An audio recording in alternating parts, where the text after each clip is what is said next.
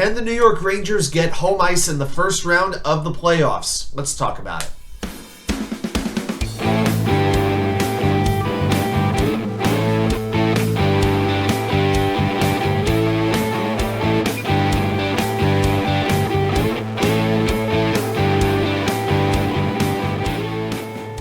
And welcome back to New York Sports WickerMedia. I'm Wa2K99. Thank you as always for taking the time to watch these videos. So after I went to the Rangers' victory over the Washington Capitals on Sunday, and then the Winnipeg Jets absolutely whitewashed the New Jersey Devils 6-1, I started thinking to myself, is there a scenario, is there a pathway where the New York Rangers could overtake the Devils and get home ice in the first round of the Eastern Conference playoffs? So what we're going to do today is break that down. We're going to look at both teams' remaining schedule. We're going to look at the tiebreakers and what tiebreakers make a difference here, and then try to come up with some sort of realistic scenario of where the Rangers could overtake the Devils for home ice advantage. So first of all, we're going to look at the remaining schedule. Now, both teams to this point have played 77 games. They both have 5 games left to go. The Devils have 104 points. The Rangers have 101 points. So for the Rangers to have a chance, they need to make up at least 3, but probably 4 points over the last 5 games that each of these teams have remaining. So if we look at the Devils' remaining schedule first. So on Tuesday, April 4th, they host the Pittsburgh Penguins, who are squarely in the wild card hunt, trying to clinch a spot.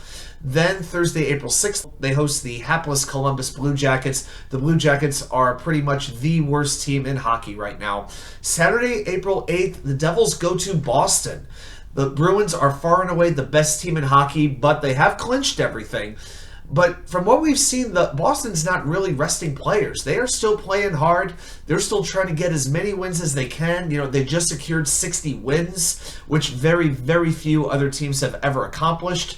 So it's going to be very interesting to see how that one goes.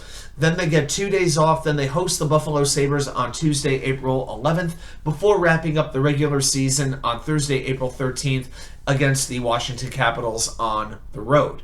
So if we do a little bit of math on that, we look at those 5 teams and their total points accumulated up to this point, it's 425 points. Okay, so that's an average of about 85 points per team. You've got a mix there of teams who are out of it and teams who are definitely in it and teams who are fighting for playoff positioning. All right, now if we go to the New York Rangers, their next game will be Wednesday, April 5th at home against the Tampa Bay Lightning. Then the next night they have to go to St. Louis and play on the road against a Blues team that has been eliminated from playoff contention. I don't like having back-to-backs, especially with one game on the road, but the fact that St. Louis really has nothing to play for gives me a little bit of hope. Then 2 nights later, the Rangers go to Columbus to play the aforementioned Blue Jackets. Monday, April 10th, they host Buffalo. Buffalo's got to face the Rangers and the Devils in back-to-back games on the road. So Buffalo's going to play a very, very big role in how this thing all turns out. And then finally, the Rangers get 2 days off before hosting the Toronto Maple Leafs to end the season. Now, the Rangers are playing both Tampa Bay and Toronto. These 2 teams will be facing each other in the first round of the playoffs. The only question is who's going to have the home ice. Right now, Toronto is up, I believe, by 4 points. So we're going to see how that all breaks down.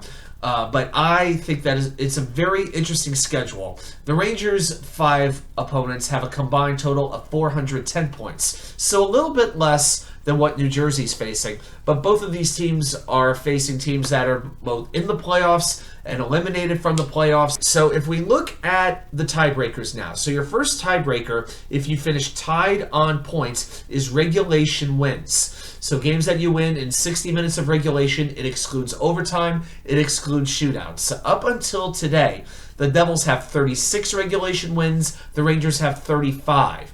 So if the Rangers can overtake that, if they can outgame the Devils on 2 regulation wins but finish tied in points, they would get the advantage. They would finish ahead of the Devils. And they're going to have to, because the second tiebreaker, which is regulation plus overtime wins, so this just excludes shootouts, the Devils have that one down. The Devils have 46 of those types of wins. The Rangers just 41. So the Rangers are not going to overcome that. So if the Rangers are going to do this, if they don't pass them in points, they have to tie them, but finish ahead of the Devils in regulation wins. That's what it's all about.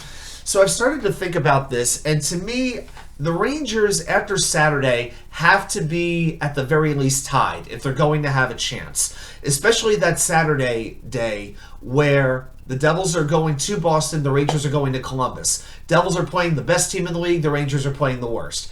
The only way that there is even going to be a chance is if the Rangers beat Columbus in regulation and Boston beats New Jersey in regulation.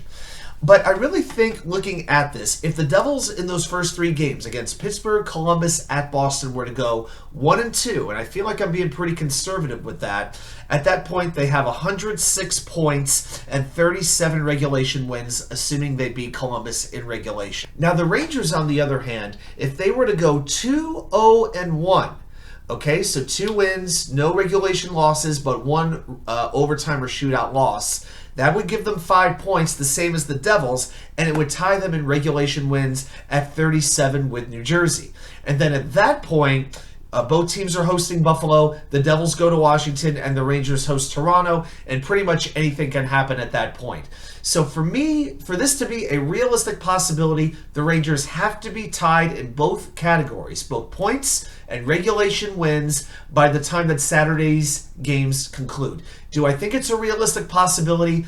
I think the odds are not very good. I think they're slim, but I do think it is very possible if the first 3 games go the way that the Rangers need them to go. So again, the Rangers, I don't think, can afford another regulation loss. Realistically, they could go 4-1, and the Devils could go, I guess, 2-3, and they could overcome that. It's just very hard for me to imagine the Devils, losing to Columbus, to Washington, and to either a Buffalo or a Pittsburgh. It's just very hard for me to envision it. I can imagine something like 2 wins, 2 losses, and an overtime loss. Something like that seems real, but it's hard for me to imagine the Devils having less than 4 points in this slate. So, to me, the Rangers have to pull even by Saturday, April 8th, and then take your chances over the next 2 games that each of these teams are playing.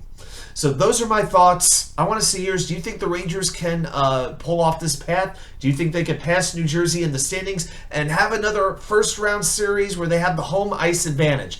Put it in the comments. I want to hear your thoughts. Thanks, everybody, for watching. I'll see you right back here with more content from you know where, the Wicker Chair.